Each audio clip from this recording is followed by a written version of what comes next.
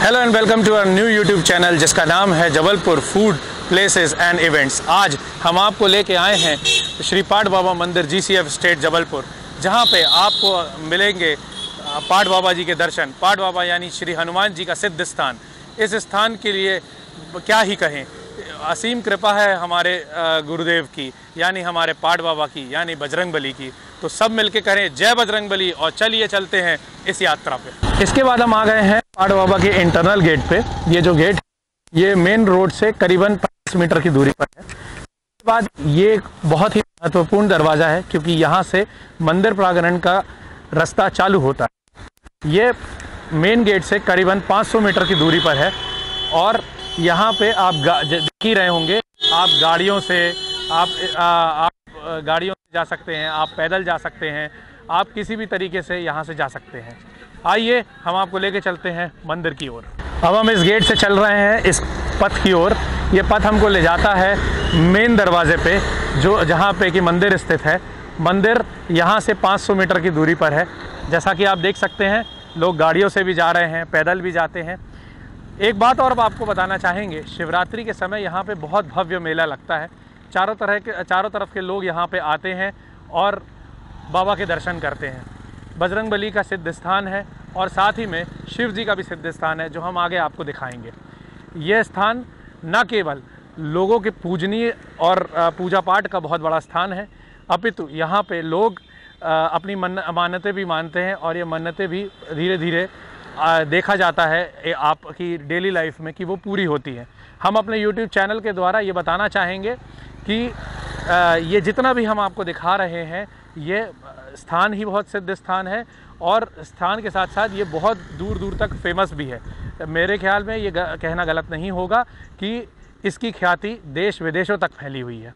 आइए हम आपको लेकर चलते हैं इस स्थान की ओर। श्री पाट बाबा का दिव्य और अलौकिक मंदिर जो है, वो एक चमत्कारिक रूप से प्रकट हुआ।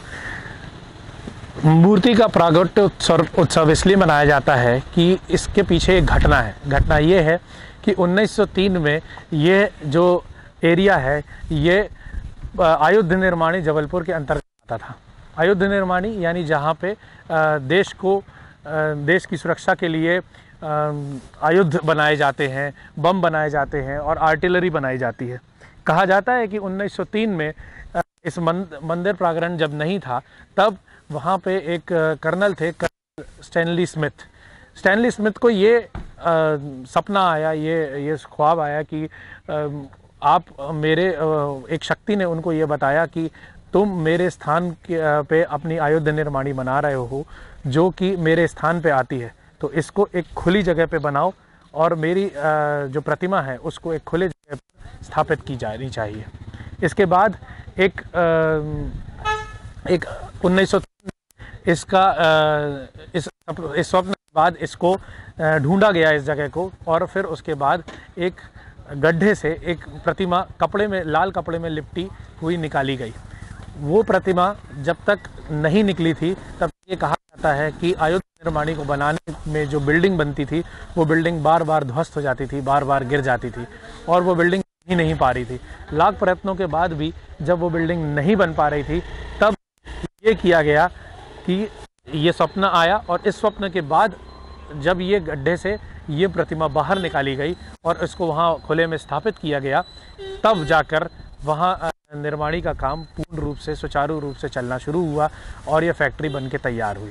12 अगस्त 1903 श्रावण मास शुक्ल पक्ष संवत 1960 को पूरे विधि विधान से यह मूर्ति अयोध्या निर्माणी के स्थान पे से हटा के यहाँ ऊपर पहाड़ियों में पूरे विधि विधान, पूरी पूजन रीति से स्थापित की गई। स्थापना के बाद यह मूर्ति लोगों के केंद्र बिंदु का एक बहुत बड़ा स्थल है।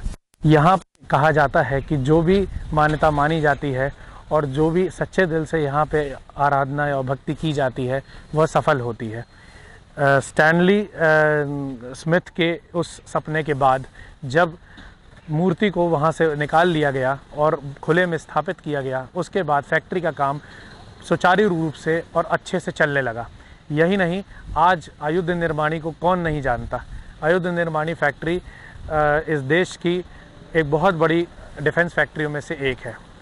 उसके बाद यहाँ पे पहाड़ों के बीच में विधि विधान से जब इसका स्थापना हो गई, तब से यहाँ पे लोग बड़ी संख्या में श्रद्धालु यहाँ आते हैं और इस मंदिर के प्रांगण के दर्शन करते हैं।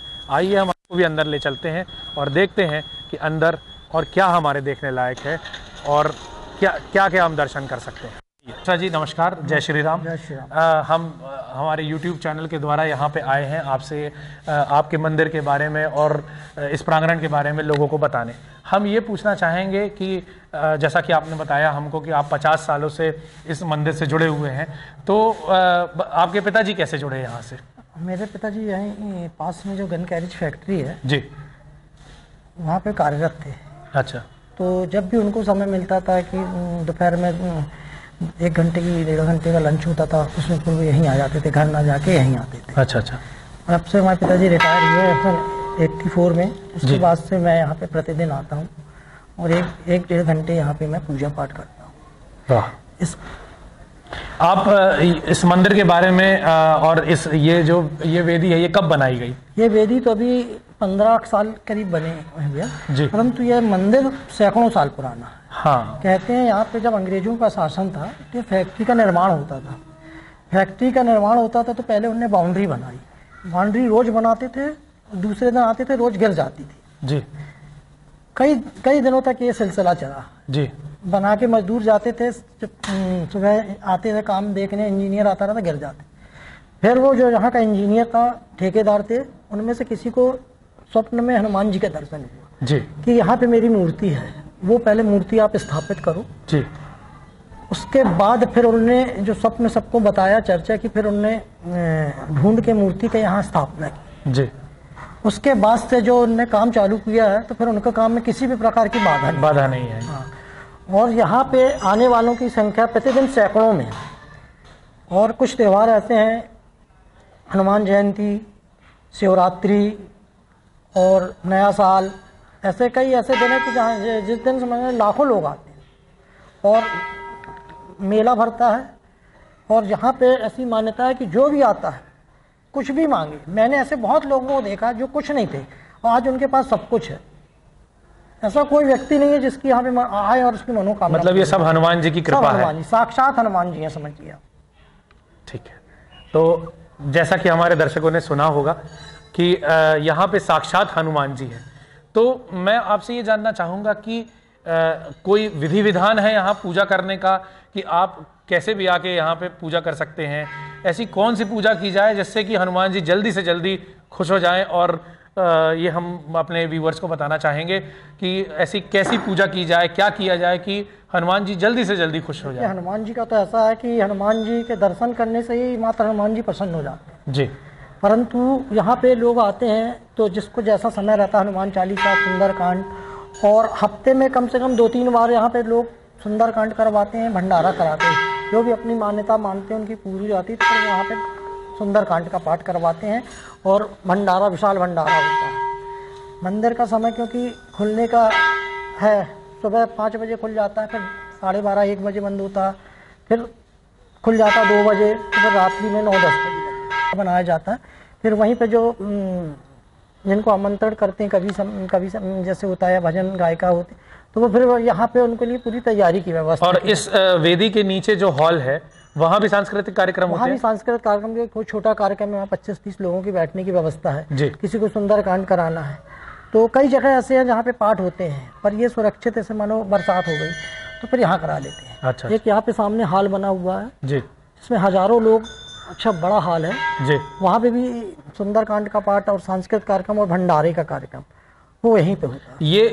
ये जितना भी हम देख पा रहे हैं, इसको मैनेज कौन करता है, इसको चलाता कौन है? जी, गन कैरेज फैक्ट्री की समिति बनी हुई है जी, जिसके पूर्णकालिक संयोजक GM है, GM जो भी आता है। अच्छा अच्छा। उसके अलावा फिर समिति बनी हुई है जो समिति फैक्ट्री में कार्यरत है, तो महीने में 2-4 बार वो आते हैं जी। तो दान पेटी खोल के पूरा हिसाब किताब होता है। फिर वहाँ पे उनका ऑफिस भी बना हुआ, ऑफिस में भी 1-2 लोग बैठते हैं। शिवरात्रि में यहाँ पे बहुत बड़ा मेला लगता है। शिवरात्रि में बहुत ज़्यादा लोग आते हैं और जिसकी तैयारी पाड़ बाबा समिति महीनों से करती अच्छा अच्छा। पूरा रंग रोगन। अभी हम आपको यहाँ पे बताएंगे, अभी हम आपको लेके चलेंगे शिव मंदिर पे, वह जहाँ पे कि शिवरात्रि का मेला लगता है, और ये बाजू में ही है इसके।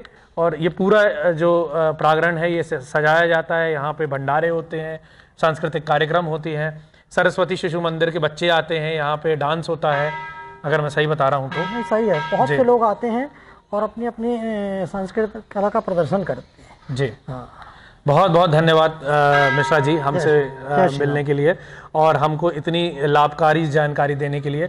आशा है हमारे व्यूअर्स भी आपकी इस जानकारी से बहुत लाभ उठाएंगे। बहुत बहुत धन्यवाद। जय श्री राम।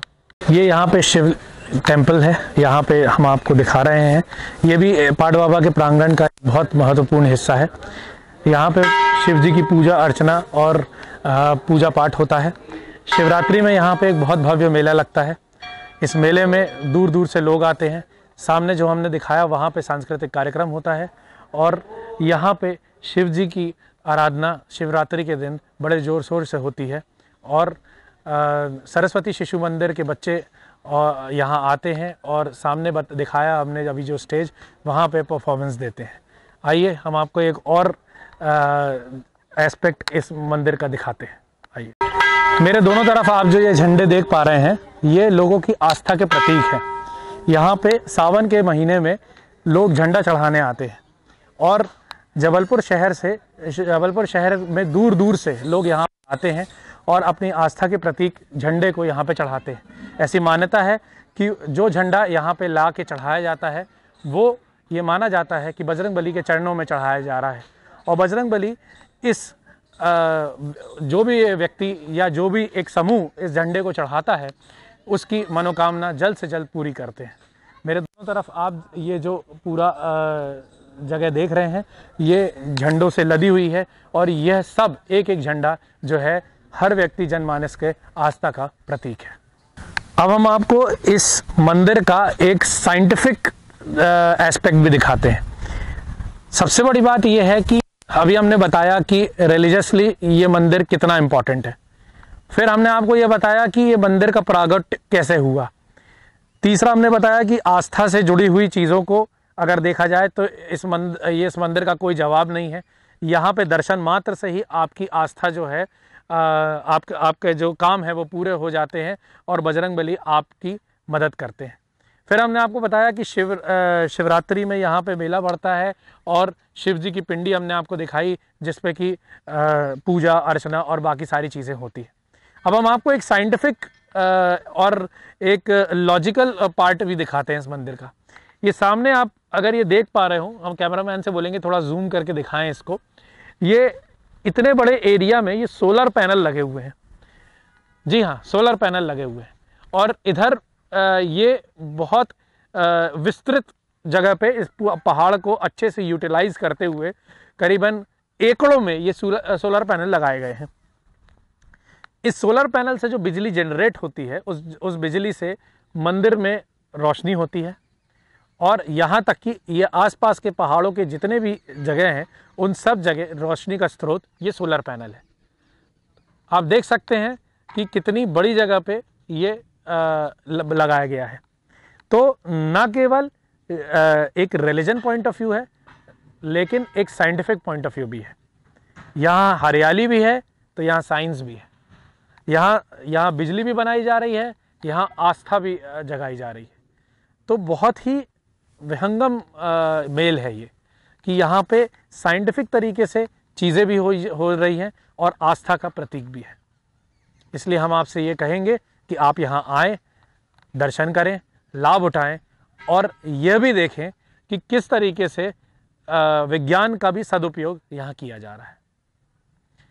सारे व्यूवर्स को हमारी तरफ से जय श्री राम और बने रहिए हमारे चैनल में।